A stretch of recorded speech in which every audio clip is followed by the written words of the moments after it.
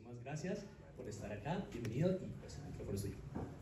Bueno, muchas gracias. Un aplauso para él, por favor.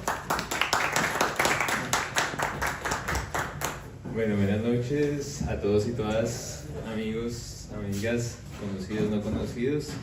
Es un gusto para mí estar aquí compartiendo un poco de mi trabajo, de lo que vengo adelantando ya desde hace unos añitos, experimentando con la cámara, experimentando con la fotografía, con el video. Entonces, bueno, la propuesta que presenté a esta convocatoria fue justamente como para compartirles un poco de la potencia del método audiovisual para hacer investigación social, para intervenir en contextos sociales específicos, para ampliar el conocimiento sobre las comunidades, sobre las personas e incluso para conocerse a sí mismo. Entonces, bueno, esta presentación se llama Reconozcámonos en la mirada, experiencias de investigación y creación con imágenes. La siguiente, por favor. Para los que no nos conocemos o nos conocemos poco, este es mi perfil. Como les decía, pues ya vengo desde hace unos años tratando de experimentar con el mundo audiovisual. Yo soy politólogo de formación, fue mi primera profesión.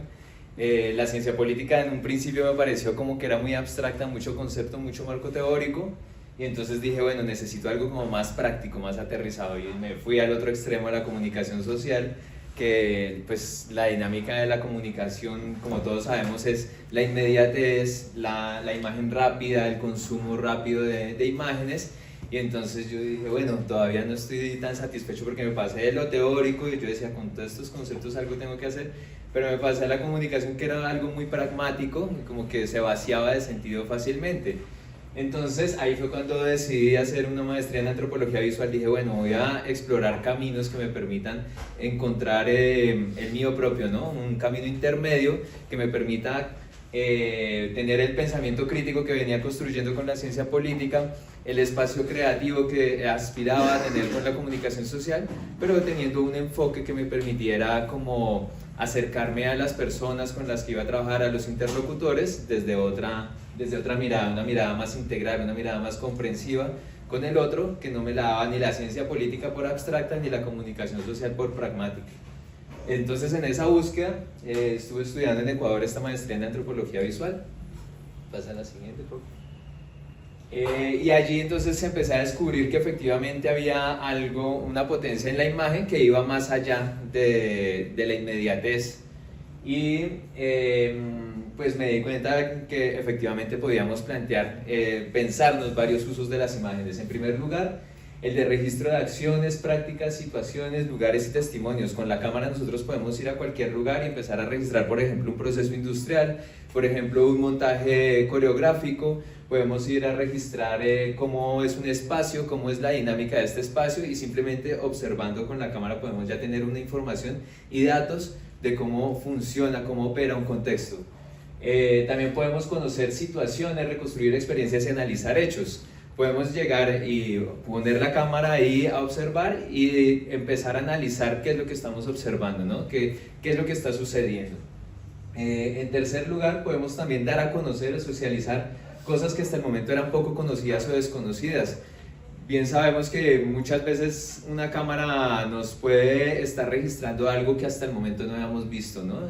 Hasta el momento, no sé, cosas que suceden en otro lugar del mundo que hasta el momento eran inaccesibles, nos permiten conocer porque hay un registro, una imagen que nos permite acceder a ese mundo que hasta el momento era ajeno a nosotros. Y también de esa manera nos permite abrir los márgenes de la comprensión, ¿no? Por ejemplo, no sé si, por ejemplo, en YouTube vemos los documentales de Luisito Comunica, ¿no? Ahí Luisito, con su experiencia de sumergirse en el campo, en países distintos, en ciudades distintas, nos va mostrando cómo es un territorio, una comunidad específica, y de esta manera pues ampliamos la comprensión de lo que es, por ejemplo, China, un país lejano, un contexto totalmente ajeno al nuestro. Y podemos también de esa manera comprender. Dale, así. Entonces, como nos damos cuenta, la imagen no es solamente redes sociales, ¿no? Sino que también tiene una potencia que es justo ahí donde mis propuestas de trabajo vienen a intervenir. Entonces, mi propuesta, mi interés ha sido usar la cámara como un instrumento que nos permite primero observar, ¿sí? Nos permite ver aquello que no veíamos. Por ejemplo, el audiovisual, el cine, nos ha permitido ver cosas como, por ejemplo, cómo es un oído por dentro. Pensemos en un tiempo en el que no existía la cámara, en el que la medicina no estaba tan avanzada, y ahora podemos con los recursos audiovisuales, con la animación o con microcámaras, podemos empezar a distinguir órganos internos del cuerpo. Eso era algo impensable antes de todos los avances tecnológicos audiovisuales. Nos permite de esa manera describir, ¿no? Nos permite, como les decía, podemos llevar una cámara a una fábrica y podemos saber cuánto tiempo se demora en salir un producto, ¿sí? Simplemente observando allí podemos tener ese tipo de datos.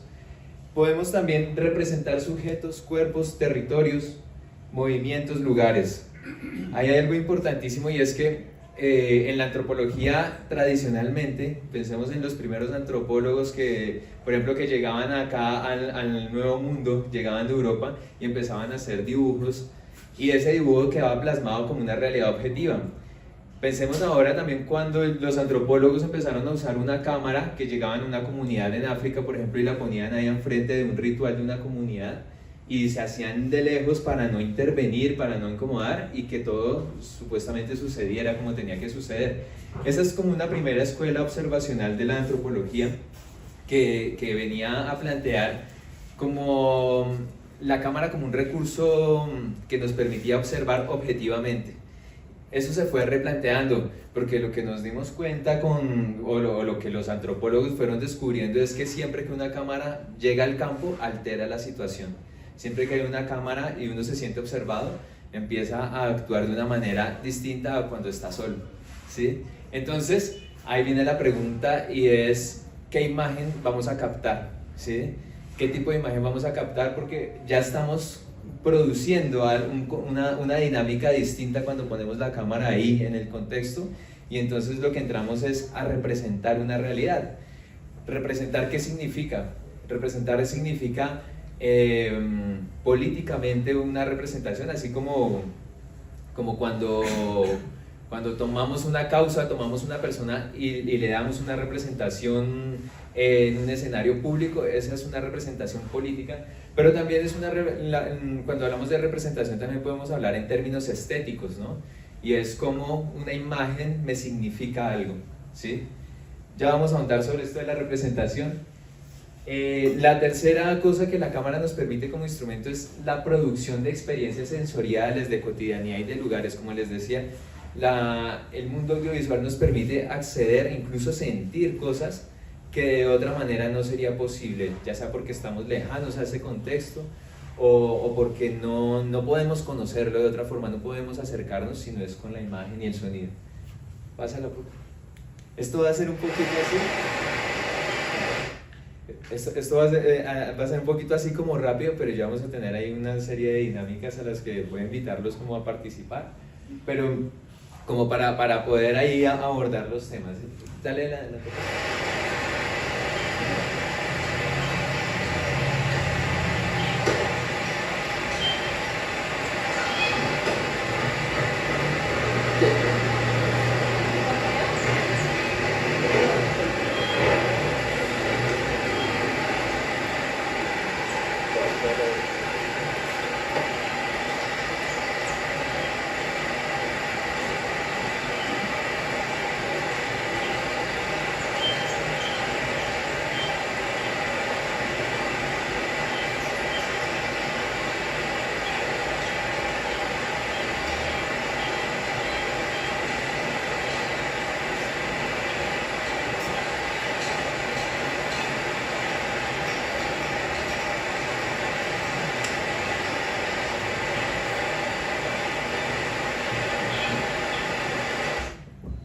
Bueno, esta imagen es un registro, digamos, muy observacional, como les decía, como esa primera mirada antropológica que pone la cámara y que suceda lo que tenga que suceder al frente.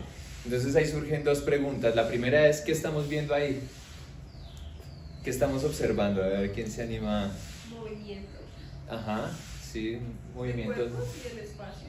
Sí, claro, el puente también tiene un movimiento, ¿no? La misma historia de la arquitectura de construcción del puente colgante, Ya. ¿sí? Y con el sonido del...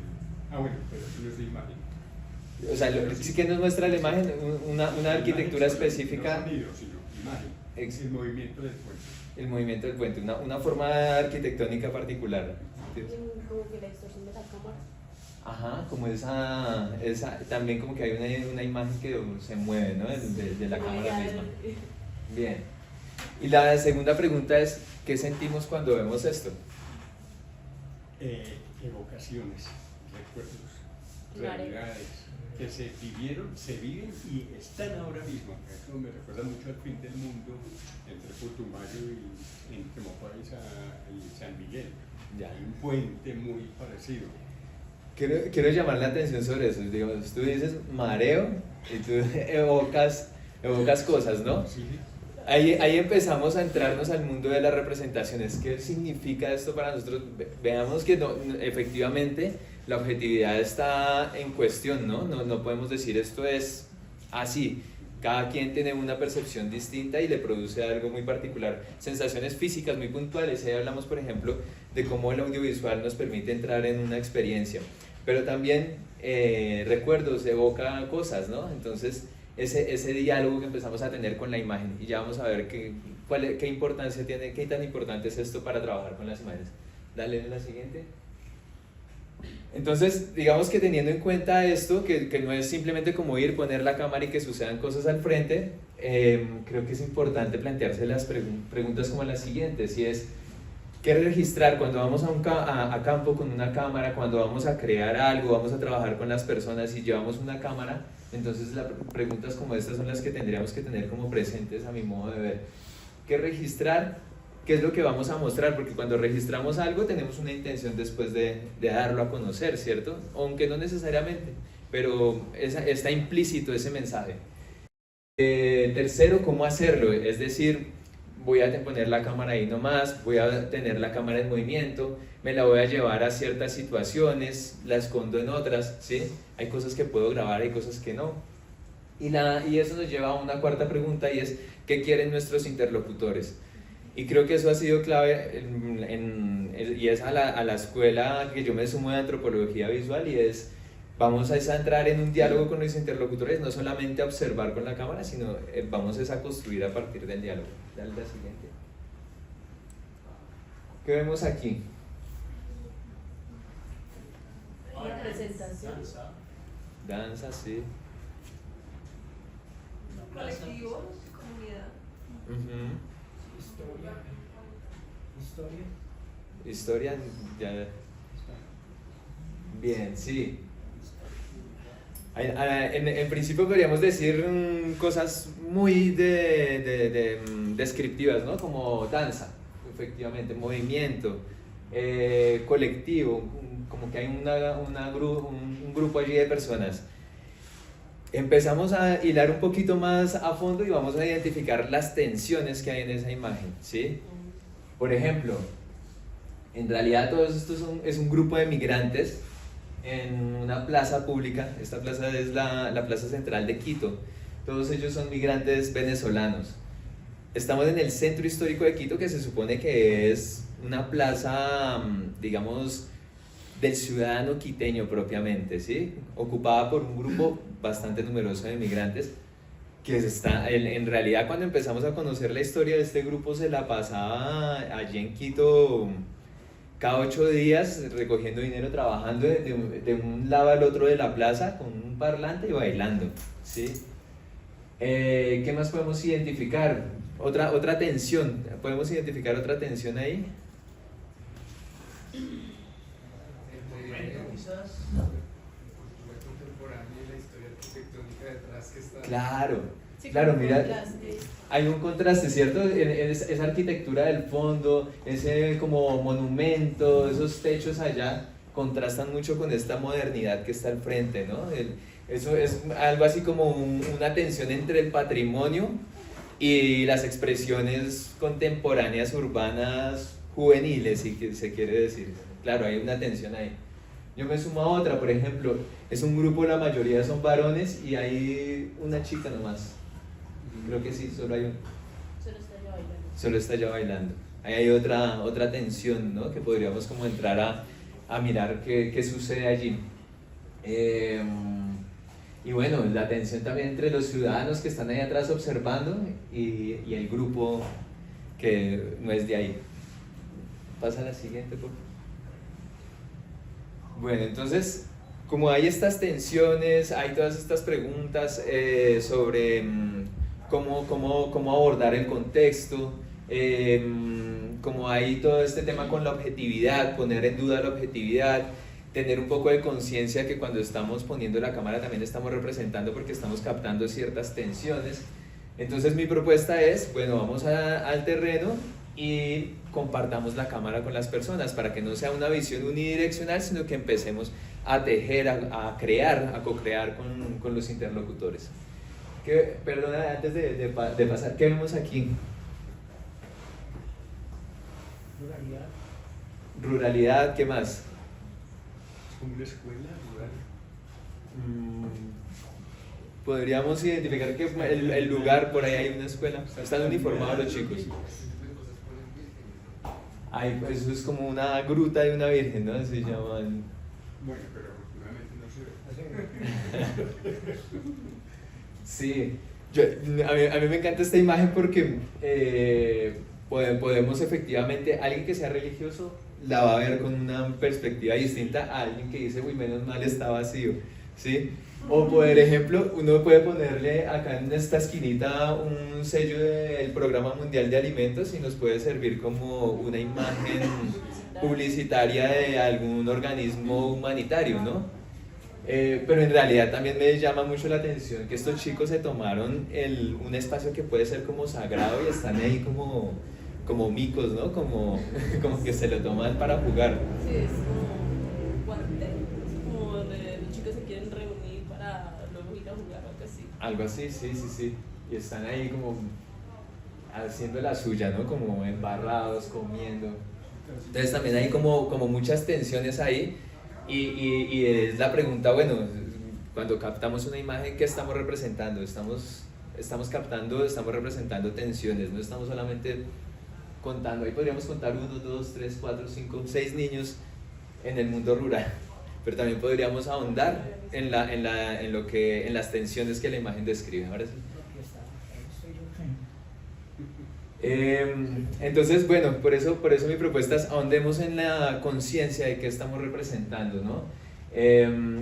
Y hagámoslo compartiendo la cámara. Este fue un taller que hice hace como 2 años, tal vez. Vino un grupo de personas que han estado en contextos del conflicto armado en diferentes regiones del país, en el Putumayo, en la costa, en el Chocó, venían así como de varios lugares. Venían 8 personas adultas mayores y 8 personas jóvenes que tenían alguna experiencia con el audiovisual. Y la idea era que las personas jóvenes hicieran como un retrato, un video biográfico de estas personas. Y la verdad que es bastante complicado porque son historias que no hay un marco muy aceptable para contar este tipo de historias, las historias del conflicto, ¿no? Cómo una persona puede sacar su historia, cómo una persona puede ponerla, digamos, en lo público. Es difícil cuando ni siquiera la persona muchas veces no le da un lugar en su vida a esa historia, ha preferido olvidar o prefiere no tener presentes recuerdos de situaciones que fueron dolorosas, y entonces ahí es cuando empieza a complicarse el tema de la representación, qué historia, qué personas vamos a mostrar allí, ¿sí? Y por eso la importancia de interlocutar. Entonces, por ejemplo, vemos una mujer del Urabá antioqueño y una mujer indígena, ella es del Putumayo, ella casi no hablaba español, cada rato le traducía a la persona que venía con él, pero hubo un ejercicio clave ahí, y es el ejercicio de la mirada. ¿Y qué nos permite? Bueno, ya la mirada nos permite una sensibilidad, ya sabemos que observarnos, que mirarnos a los ojos nos despierta una sensibilidad que de otra manera no está tan presente, ¿cierto? Nos da la entrada es como que entramos a un mundo, ¿no? Y la cámara lo que nos permite es justamente hacer esto, pero repasarlo, repasarlo tantas veces como nosotros necesitemos o queramos hacerlo. Entonces, justamente ahí ahí es cuando empezamos a ser más reflexivos sobre qué estamos viendo, cómo vemos al otro y cómo somos vistos. Justamente la experiencia de cómo me siento observado cuando yo observo y no tengo sin un ojo para observar, ¿no? Esa experiencia marca puntualmente una forma de ser visto y una forma de ver, ¿sí? En tu caso es así evidente, muy evidente, pero tampoco es ajeno a los demás, porque los demás nos sentimos interpelados con la mirada siempre. Siempre nos vamos a sentir interpelados. Entonces la propuesta con la que yo vengo trabajando o empecé a trabajar justamente fue, bueno, démosle un espacio a ese compartir, que la cámara no sea solamente la del sujeto que llega a observar a un objeto que es observa a un sujeto que es objeto de observación, sino que empecemos a justamente entender que el otro, cuando se está exponiendo a la mirada, se expone de una forma muy particular, ¿sí? Se expone con su historia, con sus emociones, con su cuerpo, ¿sí? Y de esa manera pues exploremos cómo abrir un espacio propicio para que haya una expresión auténtica y honesta del ser, digámoslo así, una propuesta humanista sería en ese sentido. Pasa a la siguiente, por favor. ¿Cómo hacemos esto? Ya entrando en términos prácticos. En términos prácticos yo lo que he hecho es en varios escenarios decir, bueno, empecemos a registrar. ¿Qué sentimos cuando nos registramos? ¿Qué sentimos cuando estamos frente a la cámara? El que está con la cámara, ¿qué es lo que está mostrando? ¿Se acerca? ¿Se aleja? ¿Qué es lo que le llama la atención de lo que está viendo? Y en esta imagen, pues entonces empezamos a evaluar ya cuál es ese performance, esa forma de hacer presencia del que está siendo observado. Y la pregunta sería, por ejemplo, ¿qué hace ese sujeto? ¿Cuál es el personaje que está emergiendo ahí? ¿Cuál es el tono del video, la emoción predominante que se ve en este video?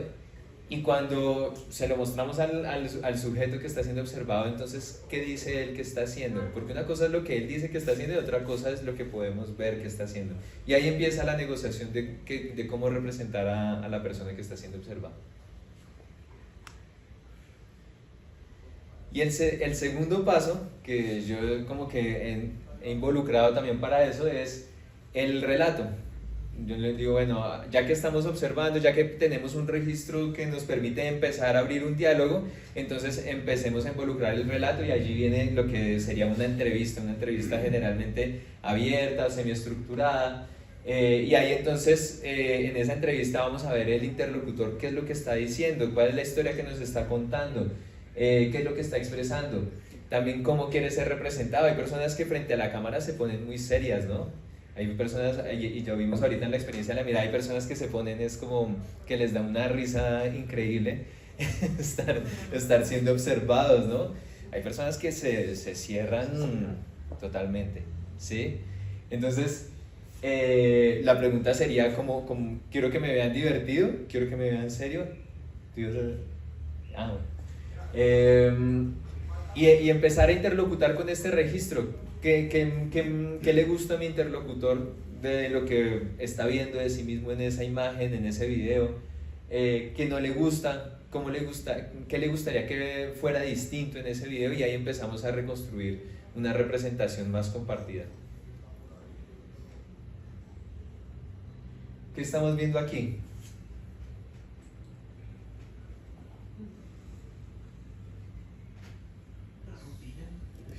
Ajá. Casa de campo. Sí. ¿Qué hacer? Y arriba en el campo. El verde, Fernández Esmeralda, el verde, Uh-huh. de la camisa y la pared del mismo color. Sí. Contraste el verde del campo y de la camisa. Ya. Es un campesino que está contando su vida diaria. Sí. Bien. Está El como- de la... El mismo personaje en todas las imágenes. Sí.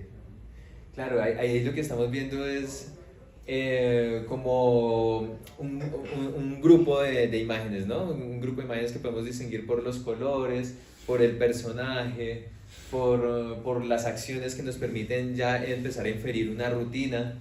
estamos viendo como todo lo que decíamos en un principio, descripción de un proceso también, ¿no? Ahí podemos empezar a tener como una mirada descriptiva. Pero también no es solamente la mirada descriptiva, porque podríamos describir a este personaje como un personaje de edad mayor, de edad adulta, que tiene un sombrero, una camisa azul, todo así como en términos muy descriptivos. También podemos ahondar un poco en qué tipo de personaje está ahí representado, ¿no? Es distinto que lo veamos, no sé, por ejemplo, sentado ahí, nomás. Si lo viéramos con, no sé, con unas chanclas, por ejemplo, a verlo con unas botas de trabajo, ¿no? Es distinto también verlo con un machete allá en la que está en la esquina, así como un poco en esa subida, ¿no? Es también distinto verlo aquí como en esta subida, que es como una colina, y verlo con un bastón. Estamos ahí como viendo un caminante, ¿no? Entonces es un personaje efectivamente que empieza a significar y a plantearnos una narrativa muy particular. Entonces vemos cómo la descripción podemos jalar como insumos para describir y ahondar en una mirada cada vez más compleja. Pasa a la siguiente. Y ahí es cuando entonces cuando empezamos a profundizar. Justamente la entrevista nos permite eso, nos permite entrar, por ejemplo, a la vida del personaje, cómo el personaje es visto. Este señor se llamaba Nicodemus, un señor que creo que ya tenía como por encima de los 90 años, vivía bien adentro de la cordillera en el sur del Tolima, y era guía. Yo estaba ya trabajando estuve trabajando como 6 meses por allá, caminando caminos veredales así en la montaña, subiendo, bajando, travesías. Creo que nunca había caminado tanto en mi vida, y este señor era guía. Yo iba con otros compañeros, y impecable, de más de 90 años, y una caminata de un ritmo fuerte, o sea, admirable, la verdad. Entonces ahí vemos eso, ¿no? Cómo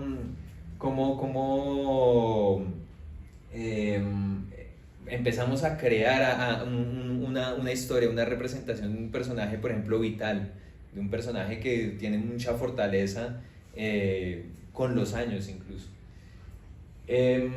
Y ahí empezamos también a recoger elementos, como les decía, por ejemplo, las botas de trabajo nos significan algo, el machete, el bastón, todo eso nos significa cosas.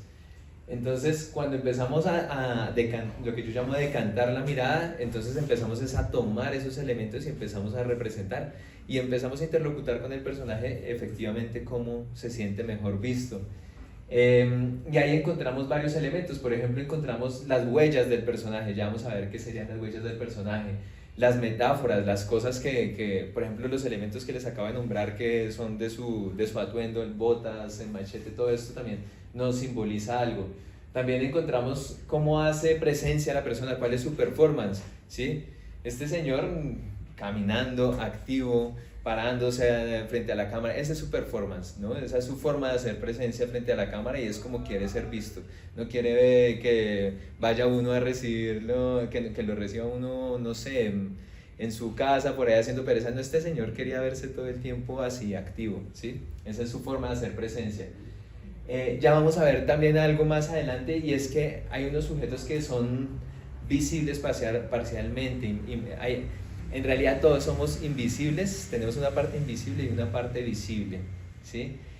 Hay unas cosas de nosotros que podemos contar, y hay otras cosas que no es tan fácil contar, ¿no? Y cuando uno empieza a profundizar en la representación de la persona, inevitablemente se encuentra con esas partes de la persona que no sabemos cómo contarlas, ¿sí? Y de pronto son muy, muy importantes para la historia de la persona, y todavía no hay un lugar para poner esa historia. Ya vamos a ver un ejemplo de esto. Y también vemos el contexto de la persona. Este es otro elemento, el contexto ético y histórico de la persona, el territorio donde vive, la forma en que se gana la vida, sus rutinas, ¿sí? Todo eso hace parte de este sujeto, de este interlocutor. Y ya vamos a ver cómo también podemos incluso pasar a la ficción, porque no necesariamente la ficción como que tradicionalmente uno dice, la ficción es la historia de mentiras y la realidad es la historia real, ¿no? Pero ya vamos a ver cómo la ficción tiene una realidad implícita que nos permite justamente generar un marco especial para que la persona también pueda expresarse. Pasa a la siguiente. Estos son como varios elementos que ya con los que ya empezamos a trabajar. Aquí vemos justamente una imagen de la huella de alguien. ¿Recuerdan que al principio decía nos encontramos con la huella de las personas? ¿Cómo podemos, en qué personaje podemos pensar cuando vemos esta imagen? ¿Qué personaje pasó por ahí? Alguien que se autosostiene a nivel de que pues tiene, creo que quizás para meter ganado, entonces Ajá. tiene su propia carne, tiene su propia cosecha también, yo creo, entonces es una persona que no depende de pronto de la urbanidad. De un mercado como el nuestro, Sí, ¿no? exacto. Tiene como otra economía, pareciera, Sí. claro. ¿Cómo más podríamos caracterizar a ese personaje que dejó su huella ahí? Un arquitecto rural, ¿no? Pues es un arquitecto que aprovechó la tierra y formó su hogar, ¿no? O sea, todo es propio, ¿no? Y están, Con sus propias manos. o sea, está en un paraíso, o sea, pues rodeado de naturaleza y aprovechando los desechos que la misma naturaleza y genera su arquitectura social, su espacio, ¿no? Si es el mismo sitio, ¿no? Porque cabe anotar, no sabemos si es el mismo sitio. Ahí es donde juega lo que su merced decía sobre la ficción, ¿no? También de la imagen que pues, nos puede dar algún tipo de verdad, pero de pronto no nos puede dar la completa. El que me vea de una manera no significa que sea completamente así, y eso es algo Claro. como muy dado del presupuesto y prejuicio común, de un básico pensamiento sociocrítico que tiene cada uno, ¿no? Entonces De cada cómo uno se ve elabora su prejuicio su idea, a sí. partir de su ficción del otro, ¿no? A partir de su imaginario. Entonces, Bien. A ver, Sí. a ver, Felipe, yo veo, sí, de acuerdo con la imagen que de pronto si hay una silla de montar y el tipo de silla que hay y es de cabezote. Es más, una mujer, una dama que estuvo ahí, porque esas sillas para sostenerse aquí eran para eso precisamente. Las otras no lo tenían, solamente la silla para recostarse atrás como está.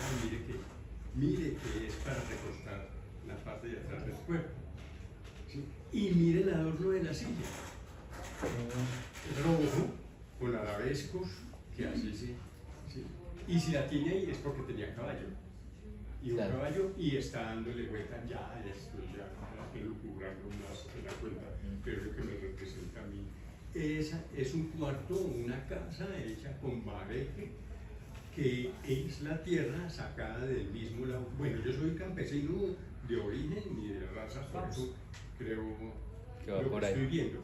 Y la madera, sí, de la sierra que se hizo, y sí, el bosque está al fondo, o está también parte del cañón. Lo que yo noto, hay una manguera, no sé si es manguera o es un lazo. Es un lazo. Si es un lazo, me está reafirmando más que sí hay caballo ahí, que es de una dama.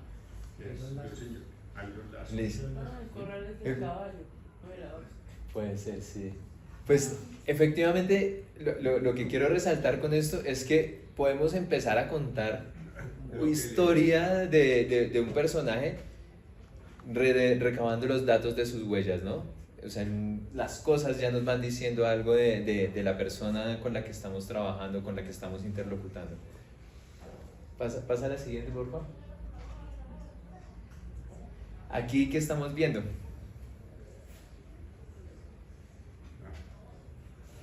Alguien chismoso. Alguien chismoso. Claro, es una mirada chismosa, ¿no? Chismoseándose, está ahí. Ah, bueno, ahí está también lo que decíamos, no es solamente el que es observado, sino el que mira, qué es lo que está mirando, ¿no? La mirada no solamente nos dice de lo que nos muestra, sino de lo que el observador observa. Por eso es importante, justamente ahí está el diálogo. ¿Qué más estamos viendo ahí? También como la memoria como de una familia, es decir, con el osito ahí es como también un recordatorio de ya sea un niño, una niña, y cómo hace presencia la familia en Carmen. Ujú. Vale. A mí me llama la atención, esto también era ya al sur del Tolima, y me llamaba la atención que todos estos tipos que manejaban los guas, que son como esos jeeps, son jeeps grandes para andar así entre veredas, esos, unos caminos increíbles de transitar, y estos tipos son así súper rudos, son de beber, de trabajar, sí, es la vida dura. Y todos tienen un peluchito colgado en el espejo, bebé.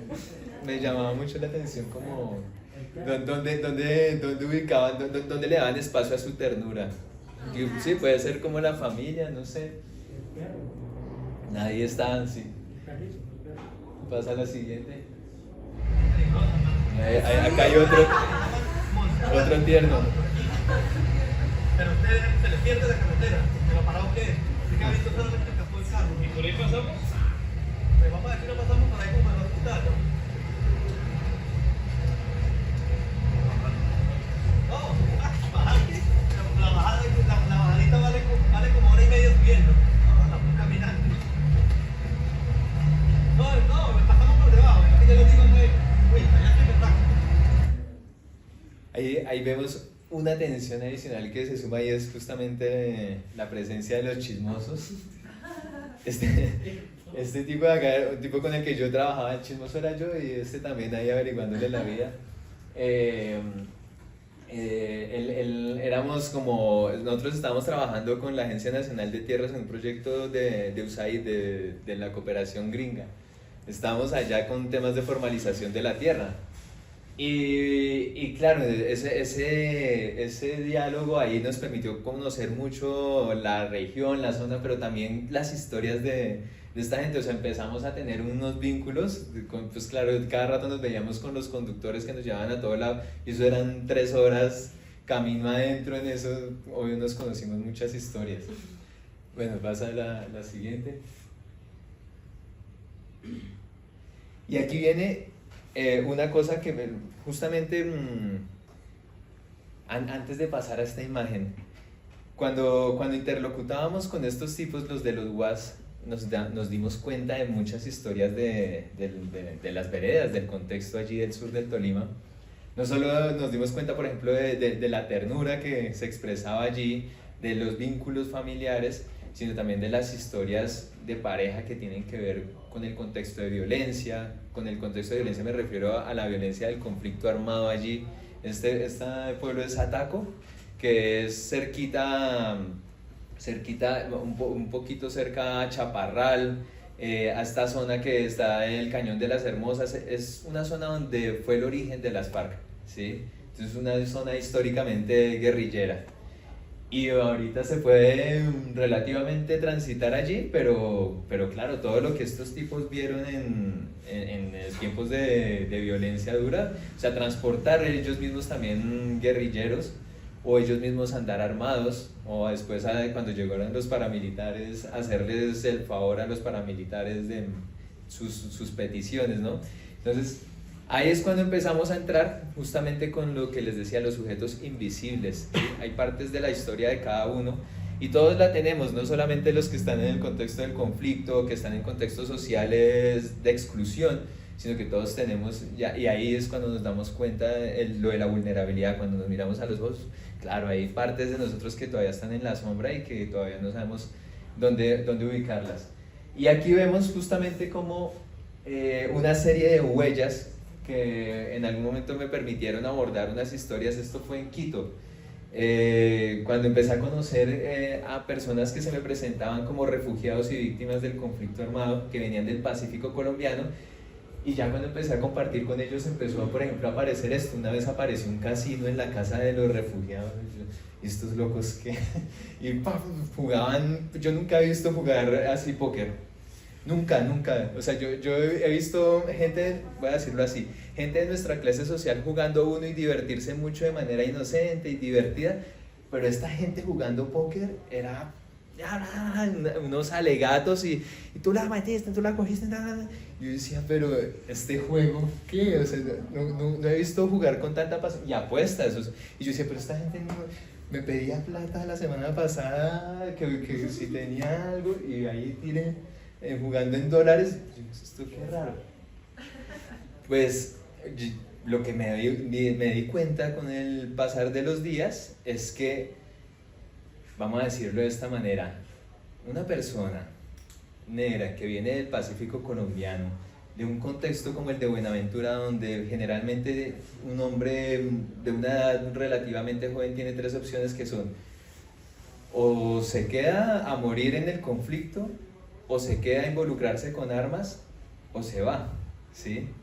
Esas son básicamente las tres opciones. Así como en Bogotá hay opciones de estudiar en universidad pública, universidad privada, para una persona más o menos de nuestra clase social que existe, en Buenaventura para una persona, un hombre joven, esas son como las tres opciones que hay, ¿no?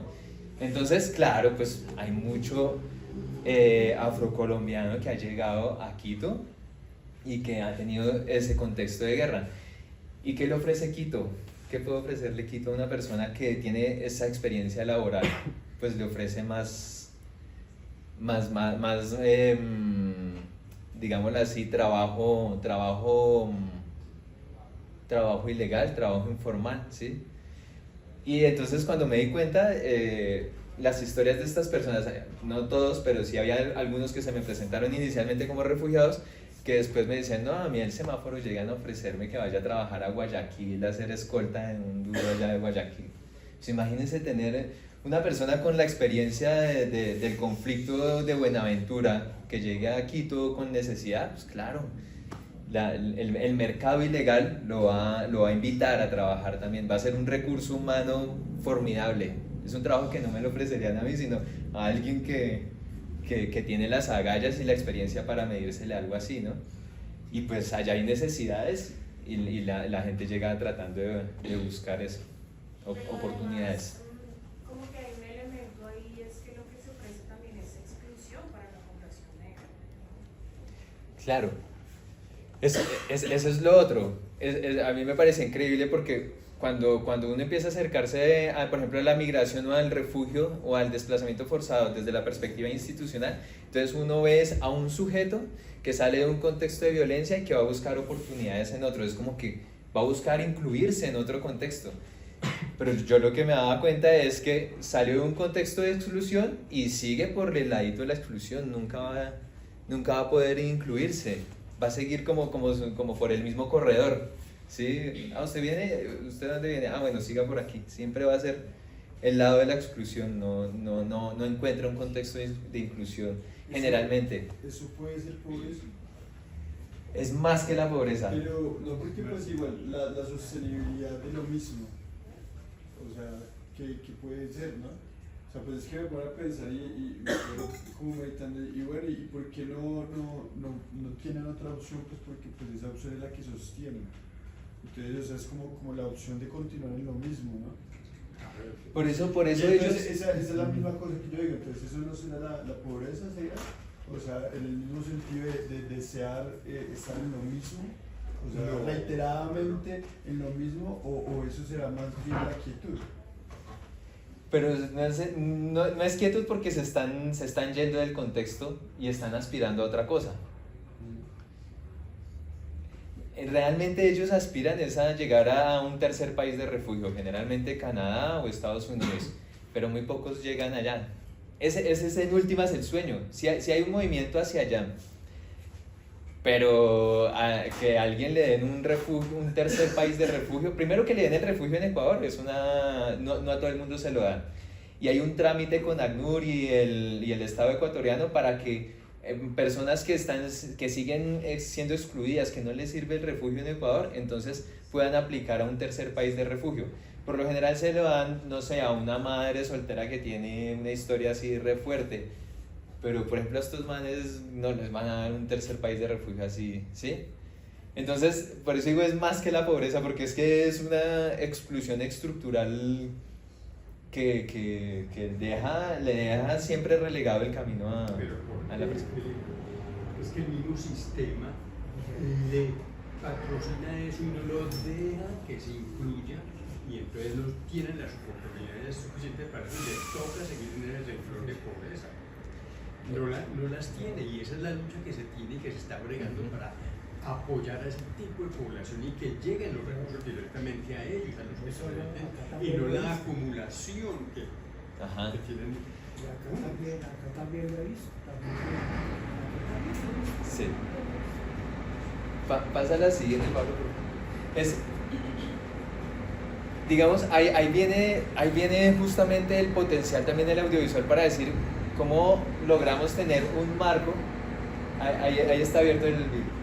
¿Cómo logramos tener un marco para contar esa historia que nos permita como comprenderla, elaborarla? Porque una persona que a mí un día se me presenta como refugiada, que al otro día se me presenta como pobre que tiene necesidades, y a la tercera semana ya lo veo, no, tengo aquí unos amigos, y a la cuarta me dicen, no, nos vamos a meter en algo. Entonces yo digo, todo es real porque el tipo me muestra que está solicitando el refugio, efectivamente tiene necesidades. En ningún momento el tipo me está diciendo mentiras sobre su vida. Pero ¿cómo contamos esa historia? ¿Cómo hacemos para comprender qué será? ¿Será la pobreza? ¿Será la exclusión?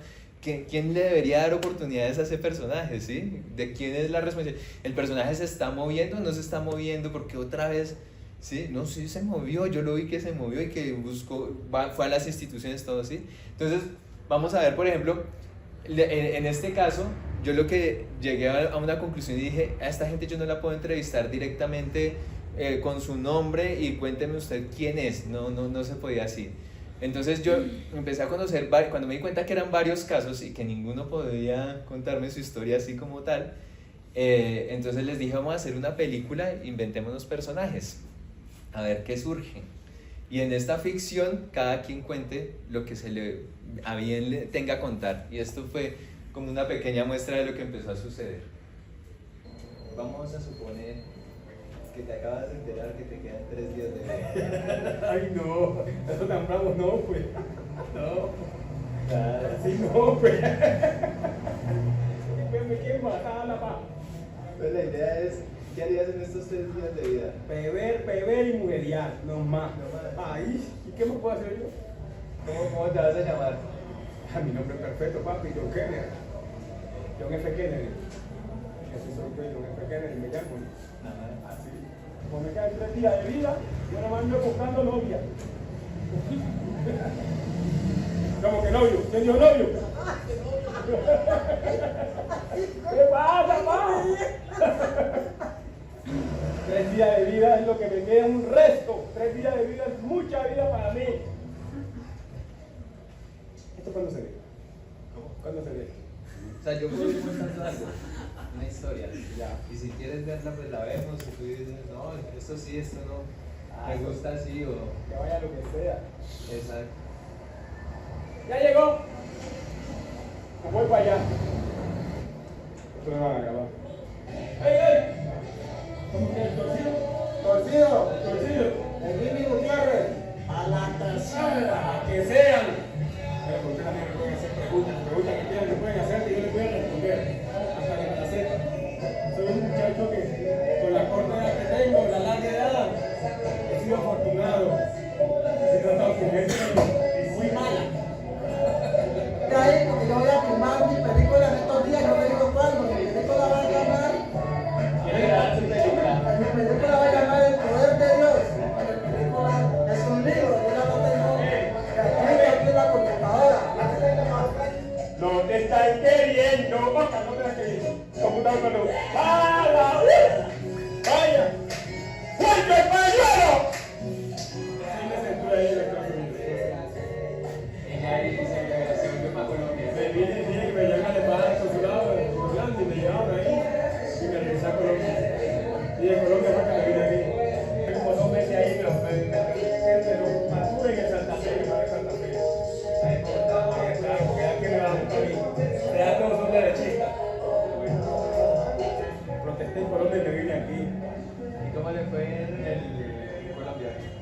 protesta. Me fue bien porque ahí me dio muchos millones de pesos. El izquierdista Petro me dio 8 millones de pesos. ¿Para qué estaba haciendo la protesta? Que me dan una plata, una indemnización porque me mató a mi familia, la guerrilla por mi familia. Entonces por eso. Pero ya no quiero más, ya no necesito que más me den más plata ya, porque ya tengo la mía ya. ¿Y cuál es la cifra? Uy. Por ahí está, las cosas me salen bien y este día, por ejemplo, ya aquí en mi país, ya, háganme la buena vida que yo me merezco. Ya, hace 3 días que hacía. Si estuviera 3 días, yo tenía que matar unos 10 personas hoy. Y aquí a los 10 días mataban a 10 para irme solo. Unos policías aquí en Ecuador. Policía. Nadie más siendo policía. Oye, la policía de todo el mundo. Uno refugiado tiene que protegerlo. Por eso se llama protección internacional. Ellos no hacen eso. Este país no es para los refugiados. Ay, ahora te pones una salsa de golpe ahí. Por favor, ponme una salsita de golpe ahí. Voy a bailar así, no mames. Voy a bailar, no pendejo. ¡Ay, mamacita! ¡Vaya!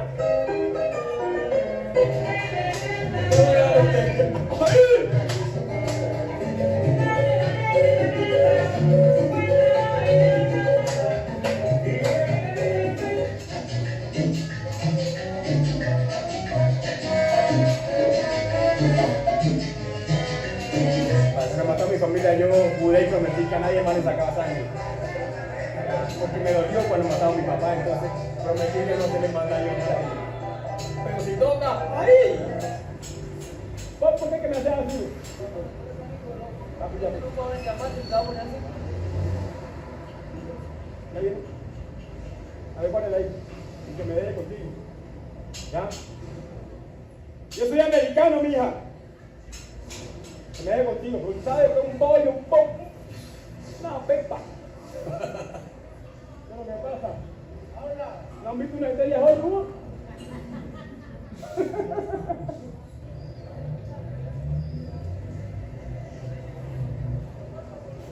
Por 3 días que me faltan para morir. Esto sí lo voy a poner en la universidad, ¿cierto? ¿Por qué? Esto es harina, ¿no? Hay que decir esto.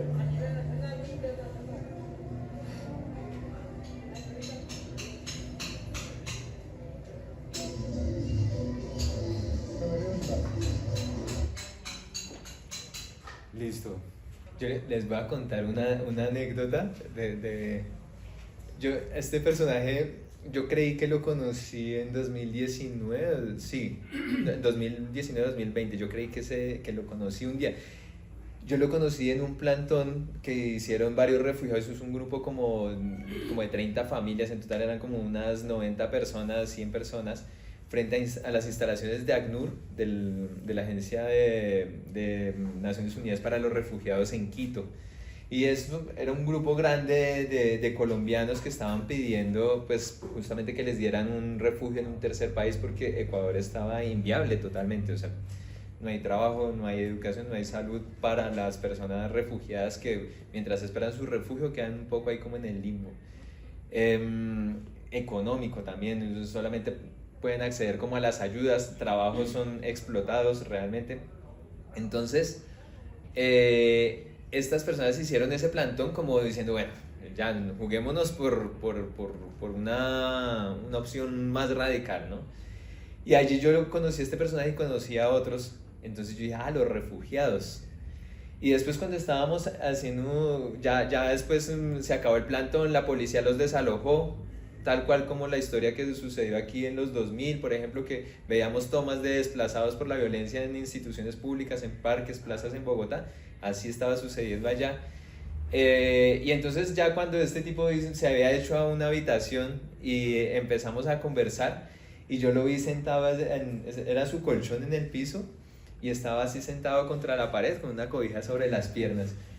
Y llega el tipo y me dice, no, es que yo sé, uno de refugiado no sabe pelear por sus derechos. Esta gente cree que uno no sabe qué es ser refugiado, como si uno no viniera de Colombia, donde a la gente que ha estado en el conflicto, que viene de la guerra, no le hubiera tocado ir a una institución y hablar. Uno conoce sus derechos, yo me sé qué es una ley de víctimas, yo me sé qué es una política de atención al desplazado, yo me sé todo eso, ¿sí?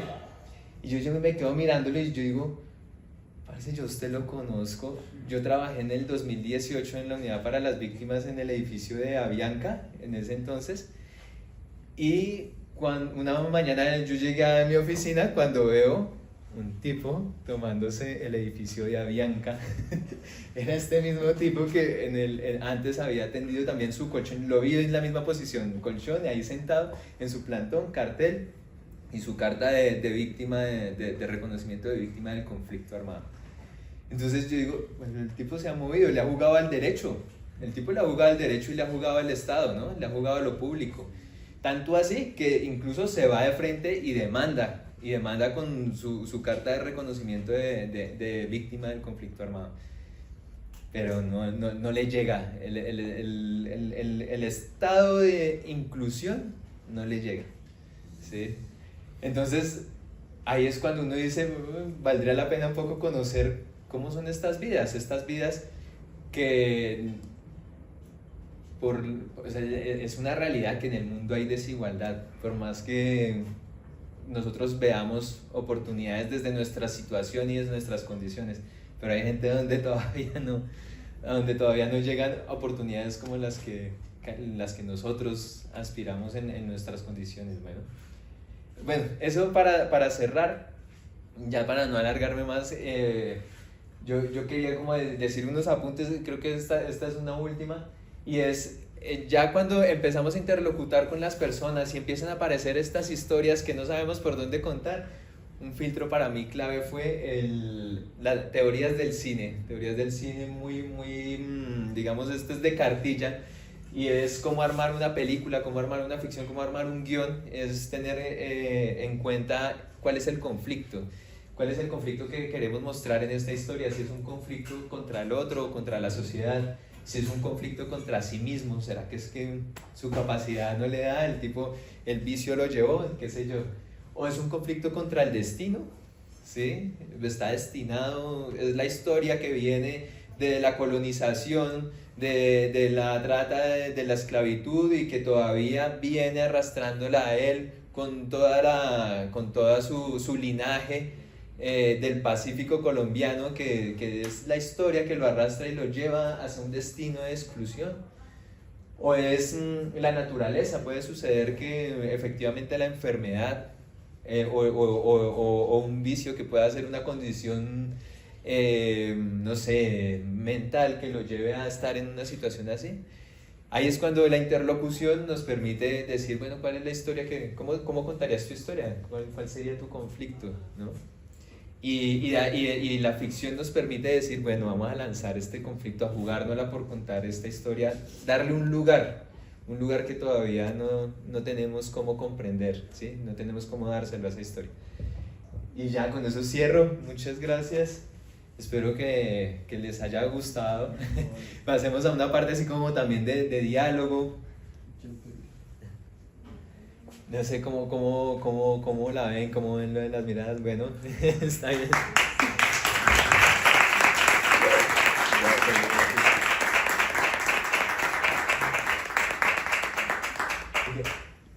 Una frase así que es un poquito abstracta, pero que nos lleva justamente a la reflexión de la mirada, de la representación, ¿sí?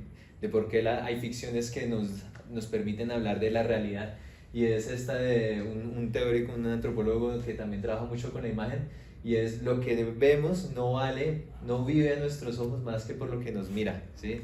Todo lo que vemos tiene un valor por lo que nosotros estamos observando, ¿sí? Ya vimos que cada mirada tiene una forma de ver. Tenemos un marco con el que vemos a las personas, un marco con el que leemos sus historias, y también somos vistos dentro de ese marco, ¿sí? Dentro de esos marcos. Esos marcos nos hacen visibles o invisibles.